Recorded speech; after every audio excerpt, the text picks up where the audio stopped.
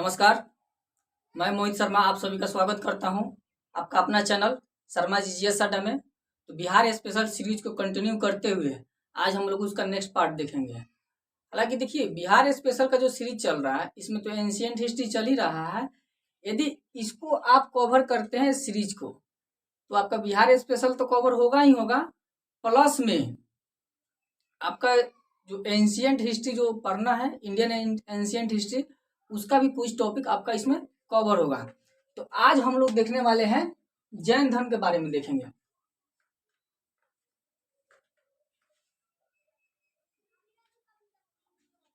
आज देखेंगे जैन धर्म के बारे में।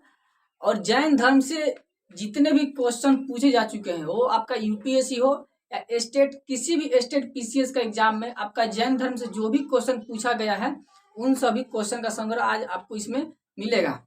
और इस सीरीज को यदि आप करते हैं तो इससे बाहर आपका जैन धर्म से एक भी क्वेश्चन नहीं बनेगा। तो चलिए स्टार्ट करते हैं। पहले देखिए, जैन धर्म के बारे में हम लोग जानेंगे कि इसका उद्भव कैसे हुआ। हालांकि आप सभी जानते हैं कि 6ठी शताब्दी ईसा पूर्व में धार्मिक क्रांति का युग माना जाता है। 6ठी शताब्दी ईसा पूर्व जो है वो धार्मिक क्रांति का युग माना जाता है। और उसी 6ठी शताब्दी ईसा पूर्व में दो धर्म का उद्भव हुआ।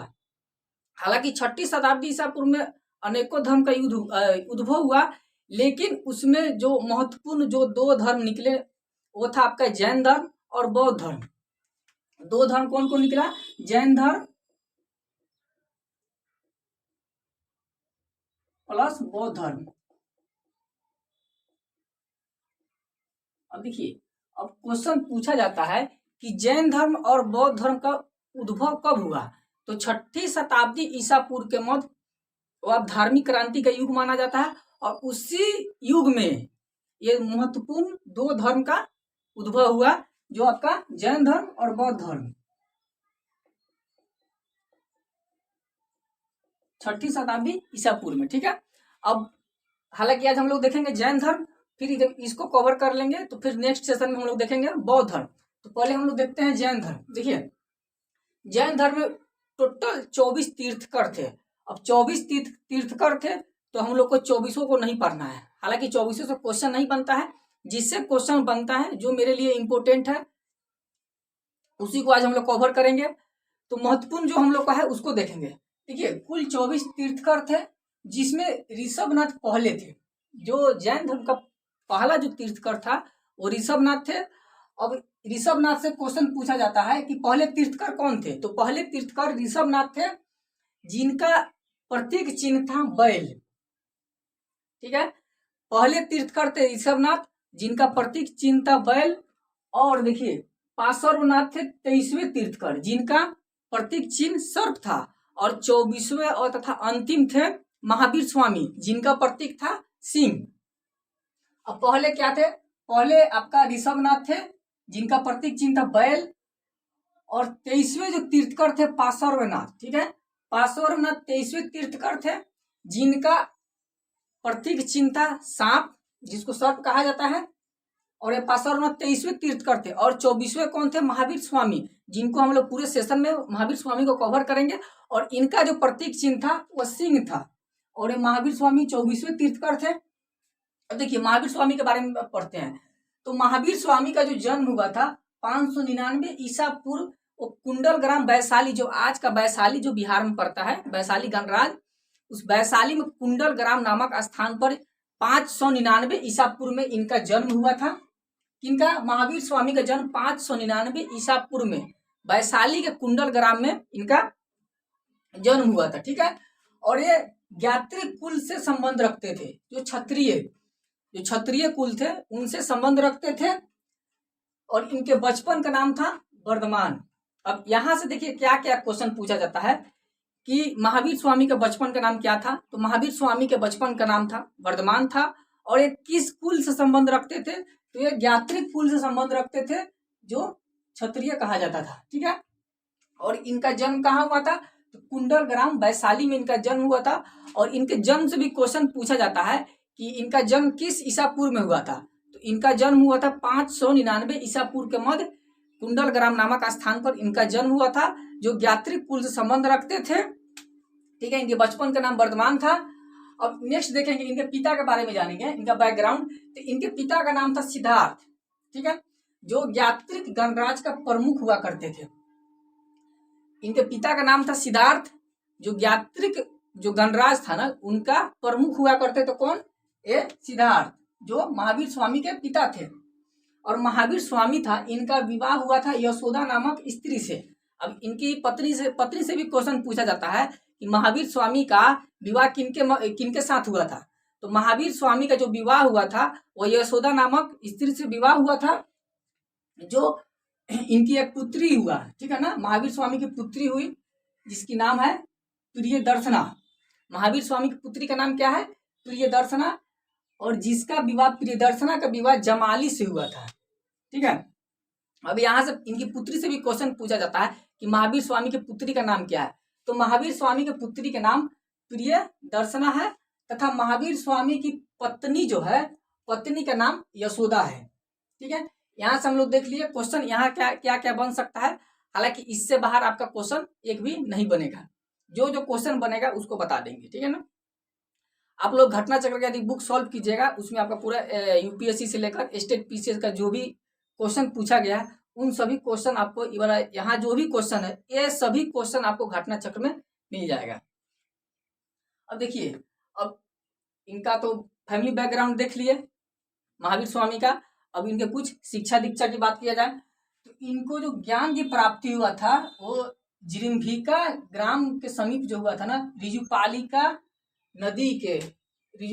नदी जो है ना, वो जिरिम्भिका ग्राम के समीप रिजुपालिका नदी के तट पर साल बीज यानी कि वट जो वृक्ष है, वट वृक्ष के नीचे इनको ज्ञान की प्राप्ति हुआ था। जैसे कि इनको महात्मा बुद्ध की प्राप्ति कहाँ हुआ था? तो बरगद के पेड़ के नीचे हुआ था। उसी तरह इनको साल वृक्ष यानी कि वट वृक्ष के नीचे इनको ज्ञान की प्राप्ति हुआ था। और महात्मा बुद्ध को निरंजना नदी के निकट उनको ज्ञान की प्राप्ति हुआ था। तो यही अगर बात करें इनका महावीर स्वामी को, तो महावीर स्वामी रिजुपालिका नदी के तट पर इनको ज्ञान की प्राप्ति हुआ था, जो जिरिम्भिका ग्राम के समीप रिजुपालिका नदी था। उस रिजुपालिका नदी के तट पर साल का वृक्ष है यानी कि वट वृक्ष, उसी के नीचे इनको ज्ञान की प्राप्ति हुआ था, इनको महावीर स्वामी को। अब देखिए, इनको जब ज्ञान की प्राप्ति हुआ तो इनका जो अपना पहला उपदेश दिए वो पहला उपदेश अपना राजगृह में दिए। हालांकि बौद्ध धर्म से भी क्वेश्चन पूछा जाता है कि गौतम बुद्ध अपना पहला उपदेश कहाँ दिए थे। तो ये सब हम लोग देखेंगे जब उनका जब सेशन करेंगे, उसमें पूरा एक एक क्वेश्चन वो क्लियर करेंगे। अभी पहले इसको हम लोग जैन धर्म को देखते हैं। तो पहला उपदेश महावीर स्वामी के द्वारा राजगृह में दिया गया था। और इनके प्रथम शिष्य कौन थे? जमाली, ठीक है। इनके प्रथम शिष्य जमाली थे। इनका महावीर स्वामी का प्रथम शिष्य से भी क्वेश्चन पूछा जाता है कि महावीर स्वामी का प्रथम शिष्य कौन हुआ। तो महावीर स्वामी का प्रथम शिष्य जमाली था।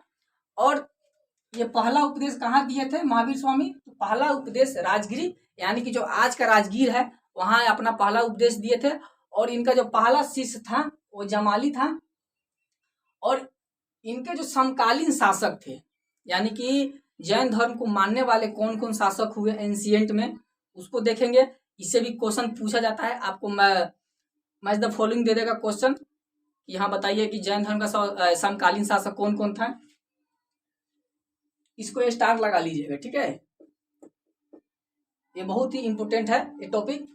बिंबिसार, अजातशत्रु, उदयन, चंडप्रघोत, ये जो इतने शासक थे ये जैन धर्म के समकालीन थे। और इससे क्वेश्चन बनता ही बनता है। ये बहुत ही क्वेश्चन पूछा जाता है कि जैन धर्म के समकालीन कौन कौन शासक थे। या क्वेश्चन इस तरह भी पूछ देगा, बिंबिसार, अजातशत्रु, अशोक किनके समकालीन थे? तो अशोक तो बौद्ध धर्म के समकालीन थे, ठीक है। लेकिन बिंबिसार, अजातशत्रु, उदयन और चंडप्रघोत ये आपका जैन धर्म के समकालीन थे। इससे क्वेश्चन पूछा जाता है। इसको देख लीजिएगा। यहाँ तक हम लोग कवर कर लिए। अब देखिए नेक्स्ट देखेंगे 527 ईसा पूर्व में 72 वर्ष की आयु में पावा यानी कि जो राजगीर का पावा नामक स्थान है 527 ईसा पूर्व में 72 वर्ष की आयु में उनको निर्वाण की प्राप्ति हुई, यानी कि मोक्ष प्राप्ति हुआ। ठीक है, कितने वर्ष की उम्र में हुआ? तो 72 साल की उम्र में, यानी कि महावीर स्वामी 72 साल जिंदा रहे और 72 साल के उपरांत उनको निर्वाण की प्राप्ति हुआ। और निर्वाण की प्राप्ति कहाँ हुआ? तो राजगीर के पावा नामक स्थान पर, जो पावापुरी है, वहां अगर आप लोग भी आज भी जाइएगा तो वहां सब चीज बनाया हुआ है। हालांकि वहां देखने के बाद पूरा माइंड में कंसेप्ट क्लियर हो जाता है। पावा नामक स्थान पर जो राजगीर में है, वहां आपका निर्वाण की प्राप्ति हुआ 72 वर्ष की आयु में 527 ईसा पूर्व के मध्य। ठीक है, अब नेक्स्ट देखेंगे आर्य सुधर्मा जो था। आर्य सुधर्मा अकेला ऐसा गंधर्व था जो महावीर की मृत्यु के पश्चात भी जिंदा रहा। आर्य सुधर्मा से क्वेश्चन तो नहीं पूछा जाता है, लेकिन हो सकता है इसे क्वेश्चन पूछ दिया जाए कि आर्य सुधर्मा कौन था। तो आर्य सुधर्मा एक ऐसा गंधर्व था जो महावीर स्वामी की जब मृत्यु हुआ उसके पश्चात भी वो जीवित रहा, जो जैन धर्म का प्रथम थेरा या मुख्य उपदेशक हुआ। अब क्वेश्चन यहाँ से ये भी पूछा जाएगा कि जैन धर्म का प्रथम थेरा या मुख्य उपदेशक कौन हुआ? तो जैन धर्म का प्रथम थेरा या मुख्य उपदेशक आपका आर्य सुधर्मा हो जाएगा, जो वही आर्य सुधर्मा जो महावीर स्वामी के मृत्यु के पश्चात भी वो जिंदा रहा, यानी कि जब महावीर स्वामी का निर्वाण हो गया उनके पश्चात भी वो आर्य सुधर्मा जीवित रहा। ठीक है, अब देखेंगे जैन तीर्थकारों की जीवनी भद्रबाहु द्वारा रचित कल्पसूत्र में मिलती है। अब जो जैन धर्म था उसका जीवनी कहाँ मिलता है, इससे भी क्वेश्चन पूछा जाता है। तो जैन धर्म का जो भी मतलब जीवनी है वो भद्रबाहु द्वारा रचित है कल्पसूत्र। ठीक है, कल्पसूत्र में जैन धर्म की जीवनी मिलती है। अब यहाँ से आता है कि कल्पसूत्र का रचना किसने किया था? तो कल्पसूत्र की रचना आपका भद्रबाहु के द्वारा किया गया। हालांकि भद्रबाहु को हम लोग आगे भी कवर करेंगे, इसके बारे में पूरे डिटेल से जानेंगे। ठीक है ना। अब देखिए कल्पसूत्र जो था ना, अब इससे क्वेश्चन क्या क्या बनता है। एक तो हम लोग देख लिए जैन तीर्थकारों की जीवनी है कल्पसूत्र। ठीक है, और कल्पसूत्र की रचना किसने किया था? कल्पसूत्र की रचना भद्रबाहु किया था। और भद्रबाहु जब कल्पसूत्र की रचना किया था तो ये किस लैंग्वेज में लिखा गया है कल्पसूत्र? अब यहां से क्वेश्चन बनता है। तो कल्पसूत्र जो था संस्कृत भाषा में लिखा गया है। कल्पसूत्र की रचना संस्कृत भाषा में किया गया है, जो इसके रचयिता भद्रबाहु है। और इसमें जैन धर्म के जो भी तीर्थकर है उन सभी का जीवनी का इसमें वर्णन किया गया है। किसमें? कल्पसूत्र में इसका वर्णन किया गया है। किसका? जैन धर्म के जो भी तीर्थकर है उन सभी के जीवनी का वर्णन किया गया है कल्पसूत्र में, और इसके रचयिता है भद्रबाहु। भद्रबाहु इसके रचयिता है। ठीक है, किसका? कल्पसूत्र का रचयिता भद्रबाहु है। अब देखिए, अब नेक्स्ट देखेंगे प्रथम जैन भिक्षुनी चंपा थी। ठीक है, अब यहाँ से क्वेश्चन क्या बनता है कि जैन धर्म का यानी कि महावीर स्वामी का प्रथम जैन भिक्षुनी कौन थी? तो चंपा थी। प्रथम जैन भिक्षुनी चंपा थी। ठीक है, अब देखिए नेक्स्ट देखेंगे जैन धर्म में नैतिक आचरण के लिए 5 महाव्रत बताए गए हैं। अब जैन धर्म में नैतिक आचरण के लिए 5 महाव्रत बताए गए हैं। हालांकि यहाँ से भी क्वेश्चन पूछा जाता है। तो 5 महाव्रत क्या है? अहिंसा। देखिए फर्स्ट में अहिंसा। अहिंसा का मतलब क्या होता है? हिंसा नहीं करना।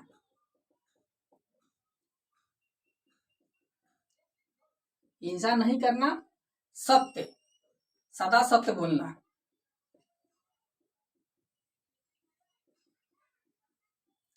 सदा सत्य बोलना। असत्य, असत्य मतलब ये अहिंसा मतलब हिंसा नहीं करना, सत्य सदा सत्य बोलना, और असत्य असत्य मतलब चोरी नहीं करना। चोरी नहीं करना। ठीक है, देख लिया, अहिंसा हिंसा नहीं करना, सत्य सदा सत्य बोलना, अस्त्य चोरी नहीं करना, अपरिग्रह मतलब संपत्ति अर्जित नहीं करना। अपरिग्रह का मतलब हो जाएगा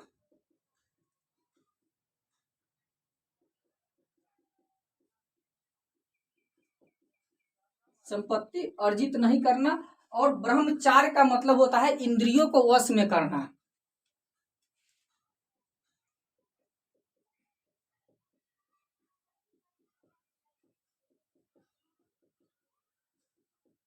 देखिए अभी जो पंच महाव्रत जो बताए गए हैं जैन धर्म में नैतिक आचरण के लिए पंच महाव्रत बताए गए हैं। अब इस पंच महाव्रत के एक एक करके हम इसको डिटेल देखेंगे।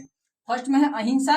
अहिंसा का मतलब क्या हो जाएगा, हिंसा नहीं करना, और सत्य मतलब सदा सत्य बोलना, ठीक है, और अस्तेय मतलब चोरी नहीं करना, और अपरिग्रह मतलब संपत्ति अर्जित नहीं करना, और ब्रह्मचर्य मतलब इंद्रियों को वश में करना। ये जो पांच महाव्रत है ये जैन धर्म में बताया गया है। इनका मुख्य उद्देश्य निर्वाण प्राप्ति है, जिसके लिए किसी अनुष्ठान की आवश्यकता नहीं है। ठीक है, देखिए जैन धर्म में था कि अगर आपको निर्वाण प्राप्ति करना है, मोक्ष प्राप्ति करना है, तो आपको किसी भी अनुष्ठान, किसी भी पूजा पाठ, कोई भी मतलब जो भी अनुष्ठान हो, पूजा पाठ हो, उसको कोई चीज, किसी भी प्रकार का चीज करने की आवश्यकता नहीं है। आपको केवल 3 सिद्धांत अपनाना है। उस 3 सिद्धांत को यदि आप अपनाते हैं तो आपको मोक्ष की प्राप्ति मिल जाएगा। अब क्या क्या वो 3 सिद्धांत है, देखिए ये जो 3 सिद्धांत है जिसको त्रिरत्न कहा जाता है जैन धर्म में, उसी 3 सिद्धांत को मोक्ष की प्राप्ति के लिए उसे त्रिरत्न कहा जाता है। अब त्रिरत्न क्या क्या है, सम्यक ज्ञान, सम्यक दर्शन, सम्यक चरित्र या सम्यक आचरण। सम्यक ज्ञान का मतलब होता है वास्तविक ज्ञान, ठीक है, और सम्यक दर्शन का मतलब होता है ज्ञान के प्रति श्रद्धा, और सम्यक चरित्र या सम्यक आचरण का मतलब होता है हितकारी कार्यों का आचरण। अभी जो तीन सिद्धांत दिए गए हैं जिसे त्रिरत्न कहा जाता है, अब इस तीनों में सर्वाधिक किसी को महत्व दिया गया है, तो सर्वाधिक महत्व सम्यक आचरण को दिया गया है। अब क्वेश्चन यहां से भी बनता है कि जैन धर्म में जो त्रिरत्न का सिद्धांत दिया गया है, उस त्रिरत्न सिद्धांत में सबसे अधिक महत्व किसको दिया गया है। तो सबसे अधिक महत्व की बात करें तो सबसे अधिक महत्व आपको दिया गया है सम्यक आचरण को दिया गया है।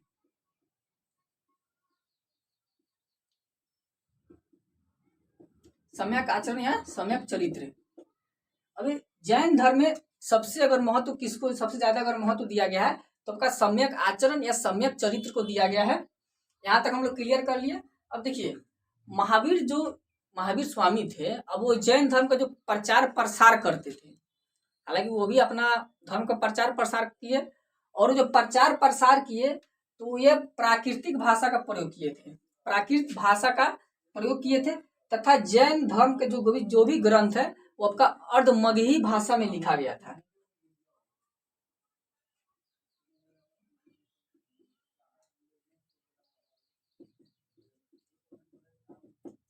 देखिए अब जो जैन धर्म का जो भी प्रचार प्रसार हुआ महावीर स्वामी के द्वारा, वो आपका प्राकृत भाषा में प्रचार प्रसार किया गया था। प्राकृतिक नहीं होगा, प्राकृत लैंग्वेज यानी कि प्राकृत भाषा में इसका प्रचार प्रसार किया गया था जैन धर्म का।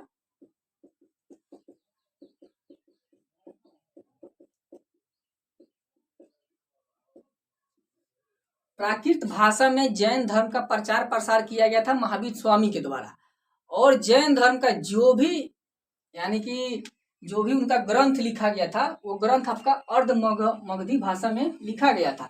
लेकिन वही यहाँ देखिए जो इनका जीवनी था जैन तीर्थकरों की जीवनी, वो आपका लिखा गया था संस्कृत भाषा में, और जो इसका रचयिता कौन था, भद्रबाहु देख लिए, और जो जीवनी है कल्पसूत्र है, और ये संस्कृत भाषा में लिखा गया था।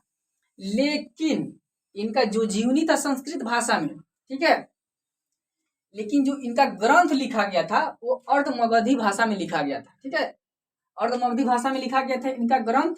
और ये जो प्रचार प्रसार करते थे महावीर स्वामी जैन धर्म का, वो आपका प्राकृत भाषा में इनका प्रचार प्रसार करते थे। यहां तक हम लोग देख लिए। अब कुछ और क्वेश्चन बच जाता है, उसको हम लोग कवर कर लेते हैं।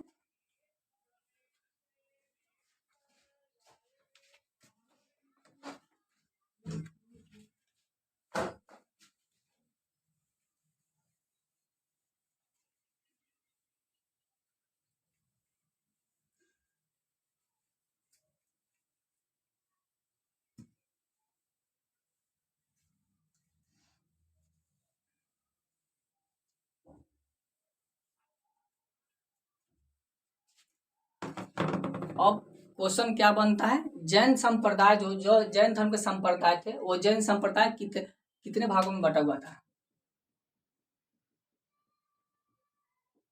देखिए जो जैन संप्रदाय था वो आपका दो भागों में बटा हुआ था, एक था श्वेतांबर और एक था दिगंबर। इसको हम लोग इस तरह देखेंगे।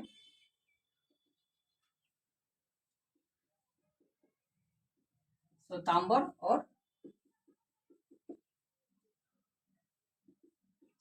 और दिगंबर। अब जो जैन संप्रदाय था दो भागों में बटा हुआ था, एक था श्वेतांबर और एक था दिगंबर। अब इस जो श्वेतांबर और दिगंबर का हम लोग कहानी जानेंगे। देखिए छठी ईसा शताब्दी में हुआ क्या कि उस टाइम तो इसका शासनकाल था चंद्रगुप्त मौर्य का, हम लोग पिछले सेशन में भी देखे होंगे। तो चंद्रगुप्त मौर्य जो था ना, उसके शासनकाल में 12 साल का भयंकर अकाल पड़ा।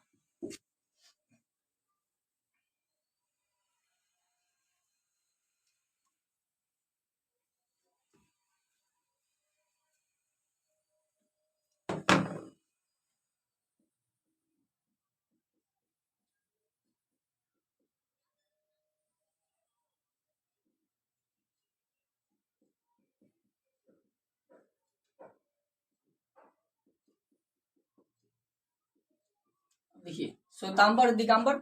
अब श्वेतांबर दिगंबर को जानेंगे। छठी शताब्दी ईसा पूर्व में मगध में भयंकर अकाल पड़ा। उस समय शासनकाल था चंद्रगुप्त मौर्य का। देखिए छठी शताब्दी ईसा पूर्व में, छठी शताब्दी ईसा पूर्व में आपका चंद्रगुप्त मौर्य का शासनकाल था।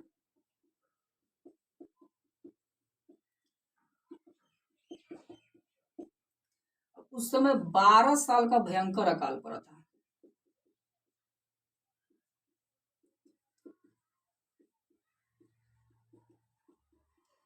जब चंद्रगुप्त मौर्य के शासन काल में 12 साल का भयंकर अकाल पड़ा हुआ था मगध साम्राज्य में, ठीक है। तो उस समय हुआ क्या कि स्थूल भद्र के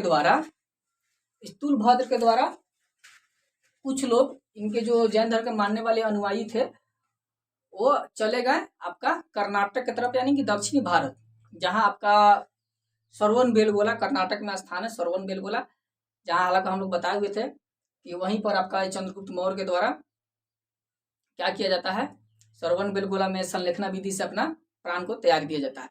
तो छठी शताब्दी ईसा पूर्व में 12 साल का भयंकर अकाल पड़ा हुआ था चंद्रगुप्त मौर्य के शासन काल में।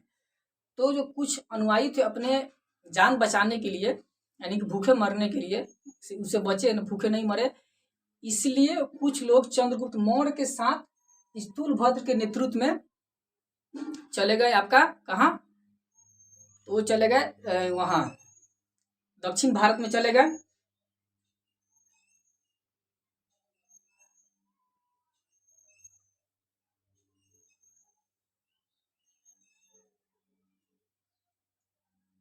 सॉरी स्थूलभद्र नहीं है, भद्रबाहु होगा, ठीक है ना। तो ये तो जो थे भद्रबाहु। देखिए भद्रबाहु के नेतृत्व में कुछ लोग चले गए दक्षिण भारत में। अब वहां जो दक्षिण भारत में गए तो वहां कुछ लोग रहने लगे और वहीं पे चंद्रगुप्त मौर्य द्वारा संलेखना विधि से आपका वहां प्राण को त्याग दिया गया था। अब जब मगध में फिर से शासनकाल ठीक ठाक हो गया, यानी कि जो अकाल पड़ा हुआ था वो अपना पटरी पर आ गया, तो फिर वहां से भद्रबाहु के नेतृत्व में फिर मगध में आया लोग। अब मगध में आया तो यहाँ था स्थूलभद्र। कुछ लोग स्थूलभद्र के नेतृत्व में जैन धर्म को यहाँ मानते थे, कुछ लोग भद्रबाहु के नेतृत्व में वहां चले गए दक्षिण भारत में। फिर जब दक्षिण भारत से रिटर्न आया लोग इसके भद्रबाहु के नेतृत्व में, तो यहाँ हो गया मतभेद।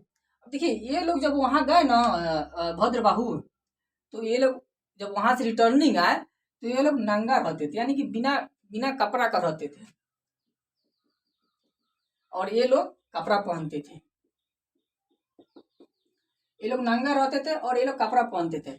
अब इसमें जो थे जो भी पुरुष है वो आपका बिना कपड़ा का रहता था, और स्त्री जो थी वो बिना सिए हुए, जो व्हाइट जो उजला कलर का जो साड़ी होता था वो साड़ी पहनती थी, वो भी बिना सिले हुए, मतलब केवल एक नहीं आता धोती धोती टाइप का साड़ी, केवल स्त्री अपना साड़ी लपेट कर रहती थी, वो भी बिना सिए हुए साड़ी। और यहाँ था ये लोग कपड़ा लोग पहनता था। अब देखिए इनका कहना क्या था भद्रबाहु कि जो स्त्री है वो स्त्री मोक्ष का प्राप्ति नहीं कर सकती है, लेकिन जस्ट इसके अपोजिट स्थूलभद्र के जो नेतृत्व में यहाँ रहा हुआ था मगध में, इनका कहना था कि यहाँ की जो भी स्त्री है वो भी मोक्ष प्राप्त कर सकती है।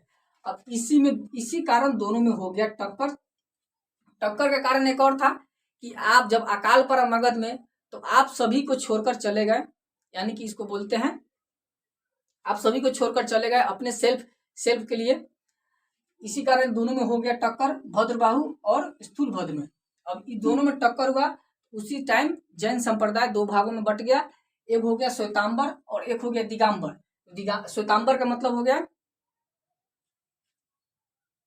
जो अपना वस्त्र धारण करते थे, ठीक है, और दिगंबर जो अपना वस्त्र, ये देखिए दिगंबर अपना वस्त्र धारण करते थे और श्वेतांबर अपना वस्त्र धारण नहीं करते थे। उस टाइम जैन संप्रदाय दो भागों में विभक्त हो गया। अब हम लोग देखेंगे जैन परिषद। अब देखिए, अब जो महावीर स्वामी की जब निर्वाण प्राप्ति हुआ उसके बाद इसे बौद्ध संगति हुआ, उसी तरह जैन संगति हुआ। तो जो प्रथम जैन संगति हुआ था वो 3री शताब्दी ईसा पूर्व में हुआ था पाटलिपुत्र में, और इसका जो अध्यक्ष था, किसके अध्यक्ष में, स्थूलभद्र के अध्यक्ष में आपका प्रथम जैन संगति हुआ था। वही द्वितीय जो जैन संगति हुआ था 512 ईसा पूर्व में वल्लभी के नेतृत्व में, वल्लभी नामक स्थान पर द्वितीय जैन संगति हुआ था, जो जिसकी अध्यक्षता देवर्षि क्षमा श्रमण के द्वारा किया गया था। अब यहाँ से क्वेश्चन क्या क्या बनता है, प्रथम जैन संगति कहाँ हुआ था, तो प्रथम जैन संगति आपका पाटलिपुत्र में हुआ था, और वहीं दूसरी जैन संगति आपका हुआ था वल्लभी में हुआ था, ठीक है।